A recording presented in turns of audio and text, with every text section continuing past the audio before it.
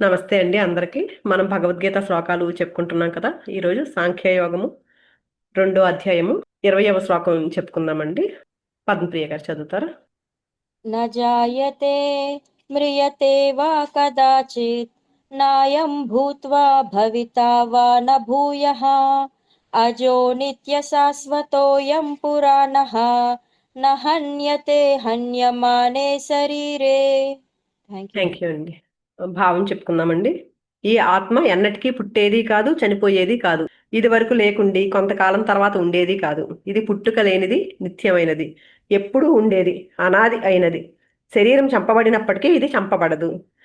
నేను నా శ్లోకంలో ఒక ఎగ్జాంపుల్ కూడా చెప్పుకున్నాం కదా. కోర్టులో ఒక ముద్దాయి అడుగుతాడు, నేను దేహాన్ని కాదు కదా, నేను ఆత్మను కదా, నేను చంపితే మాత్రం నాకు శిక్ష ఎందుకు, అతను దేహం కాదు నేను దేహం కాదు కదా అంటే, శిక్ష వేసింది నీకు కాదు నీ శరీరానికి అని చెప్తాడు కదా. మనం కూడా అంతే. ఏంటంటే కృష్ణుడు ఇక్కడ అర్జునుడికి చెప్తున్నారు కదా, ఆత్మను కాదు కదా నువ్వు చంపేది, నువ్వు చంపు అని చెప్తున్నారు కదా. కానీ ఇక్కడ ఏంటంటే ఒక పోలీస్ ఉన్నాడు అనుకోండి, లైసెన్స్డ్ రివాల్వర్ ఎప్పుడు ఉంటుంది. ఓన్లీ క్రిమినల్స్ మాత్రమే చంపాలి. పోలీస్ కదా, నా చేతిలో ఒక రివాల్వర్ ఉంది కదా అని చెప్పేసి ఎవరిని పడితే వాళ్ళని కాల్చారనుకోండి, పోలీస్ అయినా సరే శిక్ష తప్పదు. అంటే ఏంటి, అక్కడ ఎవరిని చంపాలి? ఇప్పుడు యుద్ధ రంగంలో అర్జునుడికి చెప్తున్నాడంటే ఏంటంటే, అర్జునుడు క్షత్రియ ధర్మం అక్కడ. ఇంకొకటి ఏంటంటే ధర్మాన్ని రక్షించడం కోసం మాత్రమే చేస్తున్నారు. మనం మన చేతుల్లో తీసేసుకుని కృష్ణుడు చెప్పాడు కదా అని చేసేసామంటే దానికి కర్మ అనుభవించాలి. ఒక మిలిటరీ వాళ్ళు ఉన్నారనుకోండి, మిలిటరీలో పనిచేసే వాళ్ళు, అక్కడ యుద్ధము, అక్కడ దేశాన్ని రక్షించడం కోసం యుద్ధం చేస్తారు. అలాంటప్పుడు ఎవరిని చంపినా అది వాళ్ళకి సన్మానాలు చేస్తూ ఉంటారు, ఎంతమందిని చంపాడని చెప్పేసి. అదే అక్కడ యుద్ధం చేసిన వ్యక్తి వచ్చి ఇక్కడ బయట ఎవరన్నా చంపాడు అనుకోండి, అతనికి కూడా ఉరిశిక్ష తప్పదు. అంటే మనం ఎప్పుడంటే ఎలాంటి టైంలో ఒక ధర్మాన్ని రక్షించడానికి మాత్రమే అలాంటి పనులు చేస్తాము. నేను దేహాన్ని కాదు కదా, ఆత్మ పదార్థాన్ని నేను చేసినా నాకేమీ పాపం అంటది అనుకుంటే అలా ఏమీ ఉండదు. ఖచ్చితంగా పాపం అంటుతుంది. కర్మ సిద్ధాంతం ప్రకారము ఆ కర్మను అనుభవించి తీరాలి. ఇంకా ఇక్కడ ఏం చెప్తున్నారంటే, ఈ శ్లోకము కిందటి శ్లోకము ఈ రెండు కూడా యథాతథంగా కఠోపనిషత్తు నుంచి గ్రహించబడినవే. ఆత్మ దేహంలాగా పుట్టేది కాదు, మార్పు చెందేది కాదు, నశించేది కాదు. దేహం నశించిన దేహం అంతటా నకశక పర్యంతము వ్యాపించి ఉన్న ఆత్మ ఎప్పటికీ నశించదు అని స్పష్టంగా వివరిస్తున్నారు ఈ శ్లోకంలో. యథార్థంగా ఈ లోకంలో ప్రతి జీవి ఆత్మే. కాకపోతే నేను ఆత్మను అని తెలుసుకోగల ప్రాణి కేవలం మానవుడు మాత్రమే. 84 లక్షల రకాల జీవరాశులలో కేవలం మానవుడికి మాత్రమే బుద్ధి ఉంది కనుక ఆత్మనని గ్రహించగల అవకాశము మానవుడికే ఉంది. మనకు చూడండి, జంతువులు, పక్షులు ఇవన్నీ ఉంటాయి, ఎన్నో 84 లక్షల రకాల జీవరాశులు ఉన్నాయి. కానీ మానవుడికి ఒక్కడికే ఉంది. అందుకే దేవతలు సైతము మానవ జన్మ ఎత్తాలని చూస్తూ ఉంటారు. ఎందుకంటే మోక్షం సాధించాలంటే మానవ జన్మ మాత్రమే మనకు ఉపయోగపడుతుంది. దేవతలు కూడా ఎందుకు మానవ జన్మ ఎత్తాలనుకుంటారంటే, ఇక్కడ ఈజీగా మోక్షం సాధించవచ్చు అంటండి. అదే పైలోకాల్లో కూడా మోక్షం సాధించవచ్చు, కానీ చాలా లేట్గా జరుగుతూ ఉంటుందంట అది.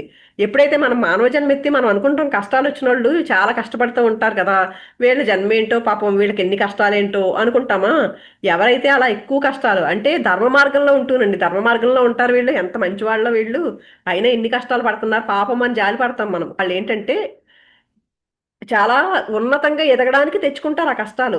అంటే అంతకుముందు జరిగినవన్నీ ఈ జన్మలో క్లియర్ చేసేసుకోవడానికి తెచ్చుకుని ఆత్మపరంగా ఉన్నతంగా ఎదుగుతాము. అందుకు మానవ జన్మలో మాత్రమే మోక్షానికి ఎక్కువ అవకాశం ఉందంటండి. అందుకనే మానవ జన్మ ఎత్తాలని దేవతలు సైతం కోరుకుంటారు అని చెప్పేది. అయితే కేవలము తినటము, నిద్రపోవడము, సంతానాన్ని కనడము, పిల్లల్ని పోషించడము, ఆహార సంపాదన మొదలైన వ్యవహారాలే ప్రధానం అనుకుని జీవించేవారు ఈ అవకాశాన్ని వినియోగించుకోరు. కానీ మనం చాలా మంది మర్చిపోతున్నాము. నేను ఇక్కడికి నా ఆత్మ ఉన్నతి దిశగా ప్రయాణం చేయడానికి, నా ఆత్మని ఇంకా పైకి తీసుకెళ్ళడానికి కిందకు వస్తాం మనం. కానీ కిందకు వచ్చిన తర్వాత బాహ్య ప్రపంచంలో పడిపోయి ఈ మాయలో చిక్కుకుపోయి తినడానికి, పడుకోవడానికి, లేకపోతే పిల్లల్ని చూసుకోవడానికి, దీనికి అంటే బాహ్యంగా చేసే పనులతోనే టైం అంతా గడిపేసి జన్మను వేస్ట్ చేసేసుకుంటున్నాం మనము. కొంతమంది పూర్వజన్మ సుకృతం ఉన్న వాళ్ళు మాత్రమే ఈ ఆధ్యాత్మిక మార్గంలో ప్రయాణించి నేను ఆత్మను అని తెలుసుకోగలుగుతారు. ఇప్పుడు మనం వింటున్నాము అంటే నిజంగా మనకు ఆ సుకృతం ఉంది కాబట్టి వినగలుగుతున్నామండి. లేకపోతే ఎంతమంది చూడండి బయట ఎంజాయ్ చేస్తూ తిరుగుతున్నారు ఈ టైంలో. మనం ఎందుకు ఇక్కడ కూర్చున్నామంటే మనము ఆ జ్ఞానంతో ఉంటున్నాము. ఆ జ్ఞానంతో ఎవరైతే ఉంటున్నారో వాళ్ళు మాత్రమే ఎదగడానికి అవకాశం ఉంటుంది. సాధనలు చేసి ఆత్మగా ఉండి శాశ్వత ఆనందాన్ని పొందుతారు. ఎవరైతే ప్రతిరోజు ఆ జ్ఞానాన్ని ఆచరిస్తూ ఉంటారో, దాన్ని వింటూ ఇంకా ఇంకా జ్ఞానాన్ని పెంచుకుంటూ ఉంటారో వాళ్ళకే ఆ శాశ్వత ఆనందం అనేది దొరుకుతుంది. ఇలా ఆత్మను అని తెలుసుకోవడమే కాక సర్వకాల సర్వావస్థల యందు దేహము ఏ పనుల యందు నిమగ్నమై ఉన్నా కూడా నిరంతరము ఆత్మగా ఉండడానికి వీలుగా ఈ శ్లోకంలో ఆత్మ లక్షణాలను స్థూల శరీరంతో పోల్చి చెప్పబోతున్నారు. అంటే ఆత్మ అంటే ఏంటి, ఈ శరీరం అంటే ఏంటి, రెండిటికి పోలికలు చెప్తున్నారు. అంటే శరీరమేమో నాశనం అయిపోయేది, కానీ ఆత్మ ఎప్పుడు నిత్యము సత్యము అని చెప్తారు కదా. స్థూల శరీరానికి షడ్వికారాలు ఉన్నాయి, అంటే 6 వికారాలు ఉన్నాయి. అవేంటంటే అస్థి అంటే ఉండడము, జాయతే పుట్టడము, వర్ధతే పెరగడము, విపరిణమతే మార్పు చెందడము, విపక్షీయతే కృషించడము, వినశ్యతి నశించడము. అంటే మన భౌతిక శరీరం ఎలా ఉంటుంది, పుడుతుంది, పెరుగుతుంది, మార్పు చెందుతుంది, కృషిస్తుంది, నశిస్తుంది. ఈ వికారాల కారణంగానే దుఃఖము. జన్మించే ముందు గర్భంలో నరక యాతన, అదే ఉండడం ఫస్ట్.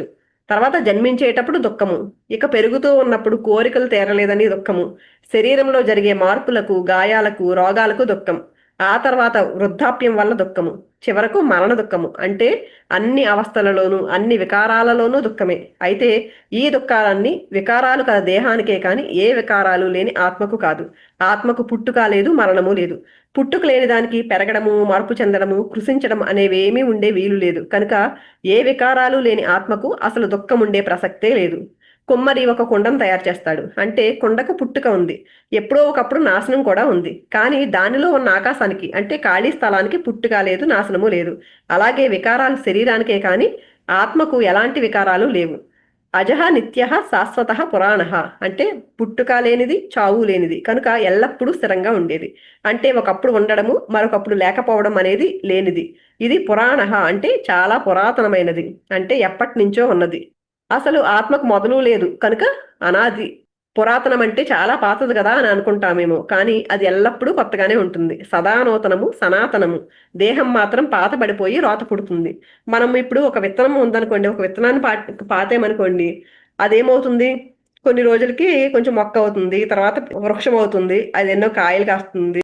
ఆ చెట్టు ఎన్ని రోజులు ఉంటుందో తెలియదు కదా మనకి. ఏదైనా సరే పుడుతుంది, మళ్ళీ చనిపోతుంది.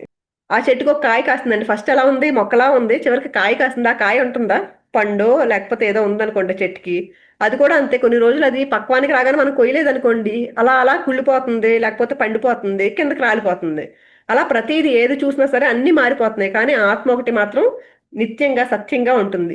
చెట్లు వసంతకాలంలో చెట్లు చిగురిస్తూ ఉంటాయండి, కానీ మామూలు అప్పుడు ఎలా ఉంటున్నాయి, కొన్ని కొన్ని రోజుల్లో చెట్లు అలా చిగురించి ఉంటాయి, కొన్నిసార్లు చెట్లు కొన్ని ఆకులన్నీ రాలిపోతా ఉంటాయి. అంటే కాలాలను బట్టి చెట్లు మారుతూ ఉంటాయి కదా.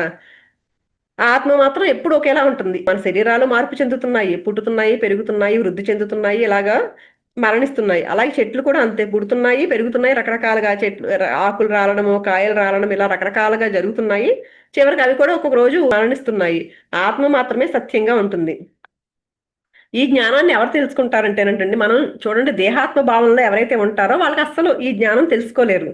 ఎవరు ఉండగలుగుతారు దేహాత్మ భావంలో లేకుండా? జ్ఞానంతో ఉన్న వాళ్ళు ఏంటంటే దాన్ని పట్టుకోకుండా ఎలా ఉండగలుగుతారంటే, ఒక కొబ్బరి ఎగ్జాంపుల్ తీసుకుందామండి. ఒక కొబ్బరి బొండం తీసుకున్నాం అనుకోండి, గ్రీన్ కలర్ లో ఉంటది కదా, అది కొబ్బరి నీళ్లు తాగుతాం, కానీ ఆ కొబ్బరి దానికి అంటుకునే ఉంటది, సగం వస్తుంది, సగం రాకపోవచ్చు. కానీ కొంచెం ముదిరిన కొబ్బరి చూడండి, ఇలా మనం తీయగలుగుతాము, తొందరగానే వస్తుంది. ఇంకా బాగా ముదిరింది అనుకోండి, కురిడి అయిపోతుంది కదా, మొత్తం దాని నుంచి విడిపోతుంది. అలాగే ఎవరైతే జ్ఞానంతో ఉన్నారో అంటే, ఆ జ్ఞానంతో ఉన్న వాళ్ళు ఏంటంటే ఈ భౌతికత్వం మీద అటాచ్మెంట్ పెట్టుకోకుండా నేను ఈ దేహాన్ని కాదు అని విడిపోతారంట. అలా కొబ్బరితో పోల్చుకుంటే, ఆ కొబ్బరి లేత కొబ్బరి ఉన్నప్పుడు ఎలా ఉంది, అది బయటికి తొందరగా మొత్తం అంతా రాదు, సగం దానికి అంటుకుపోయి ఉంటుంది. ఏంటంటే ఇక్కడ కూడా అంతే, భౌతిక ప్రపంచంలో మనం జ్ఞానంతో అజ్ఞానంతో ఉన్న వాళ్ళు ఏంటంటే ఈ భౌతికత్వంతో అటాచ్ అయిపోయి వాళ్ళు ఇష్టపడరు బయటికి రావడానికి. మరణం అంటే భయము, అన్నిటికీ భయము, అలాగే ప్రతిదానికి అటాచ్ అయిపోవడం, వ్యామోహాలు, కోరికలు ఇలా ఉండి ఆ భౌతిక ప్రపంచంతో అటాచ్ అయిపోతారు. ప్రపంచంలో ఉన్న చుట్టూ ఉన్న వస్తువులతో కానీ, వ్యక్తులతో కానీ, అన్నిటి పట్ల వ్యామోహంతో. ఎవరైతే జ్ఞానం ఉంటాడో ఉన్నా సరే, అక్కడే ఉన్నా సరే, ఈ కొబ్బరి కురిడి అయ్యేసరికి ఎలా అయిపోయింది, విడిగా అయిపోయింది. అసలు కొబ్బరి వేరు, కురిడి వేరు. మనకి ఇలా ఊపుతుంటే తెలుస్తుంది కదా, లోపల కురిడి అయిపోయినట్టుంది ఇది అనుకుంటాం కదా. అలాగే ఒక జ్ఞాని ఏంటంటే ఎప్పుడు అందరితోనూ ఉంటాడు, ఏమీ అంటించుకోడు. అలా ఎవరైతే ఉన్నారో వాళ్ళు ఈ ఆత్మ అనే సత్యాన్ని తెలుసుకోగలుగుతారు. మనం ఆ స్థితికి, అంటే ఆత్మస్థితిలో ఎప్పుడు ఉంటే, అంటే ఆత్మ ఎప్పుడు నిత్యమైనది అనేది ఎప్పుడైతే తెలుస్తుందో మనకి, ఈ బంధాలు ఏమీ లేకుండా ఉంటామో, ఆనందంగా ఉండగలుగుతాము. సహన్యతే హన్యమానే శరీరే. దేహం నశించిన ఆత్మ నశించదు. పాత్ర వేడెక్కితే పాత్రలో ఉన్న నీళ్లు వేడెక్కుతాయి. అలాగే దేహం నశిస్తే దేహంలో ఉన్న ఆత్మ నశిస్తుందా అనే సందేహం అక్కర్లేదు. పాత్రను అన్ని వైపులా అంటుకుని నీరుంటుంది. కానీ దేహంతో ఏమాత్రము అంటకుండా అసంగంగా ఆత్మ ఉంటుంది. సూక్ష్మమైన ఆకాశం కొండను అంటకుండా ఉన్నట్లు సూక్ష్మాతి సూక్ష్మ ఆత్మ శరీరాన్ని ఏమాత్రం అంటకుండా అసంగంగా ఉంటుంది. ఇప్పుడు చెప్పుకున్నాం కదా కొబ్బరికాయ ఎగ్జాంపుల్ అలాగా. ఈ విధంగా ఆత్మను తెలుసుకున్న వారు నేను ఆత్మను అని గ్రహించిన వాడు ఎలా ప్రవర్తిస్తాడు అనేది తర్వాత శ్లోకంలో చెప్తున్నారు. అది రేపు చెప్పుకుందామండి. థ్యాంక్ యూ సో మచ్ అండి.